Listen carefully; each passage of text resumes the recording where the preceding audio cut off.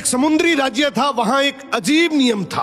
कोई भी आदमी राजा बन सकता है, लेकिन सिर्फ 5 साल के लिए। जैसे 5 साल पूरे होते उसे एक भयानक जंगल में छोड़ दिया जाता, जहां जंगली जानवर उसे मार देते। इसलिए ज्यादातर लोग राजा बनना तो चाहते थे। वो उस 5 साल के पीरियड में खूब मजे करते, पर जब 5 साल का समय पूरा होता तो वही आदमी रोते बिलखते जंगल की तरफ जाते। एक दिन एक समझदार आदमी राजा बना।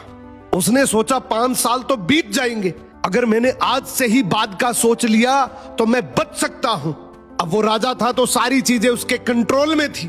पहले साल जंगल में शिकारी भेजे, खतरनाक जानवरों को हटा दिया। दूसरे साल लकड़ी काटने वाले को भेजा, जंगल साफ करवा दिया। तीसरे साल किसान भेजे, खेती शुरू हो गई। चौथे साल घर और महल बन गए। 5वें साल तक वो जंगल एक खूबसूरत शहर बन चुका था।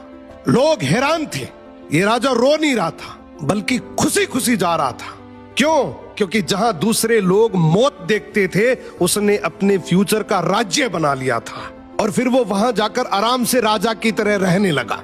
इस कहानी की सीख बहुत सिंपल है। आज आपके पास समय है, या तो आप इसको यूटिलाइज कर लो या फिर कंफर्ट जोन में बिता दो। अगर आपने यूटिलाइज कर लिया तो हो सकता है 5 साल के बाद आप एक राजाओं जैसी जिंदगी जी लो, और अगर आपने कंफर्ट जोन चुन लिया तो हो सकता है आने वाले 5 साल के बाद आप किसी के 10 से 15 हजार रुपए की नौकरी करते दिखोगे।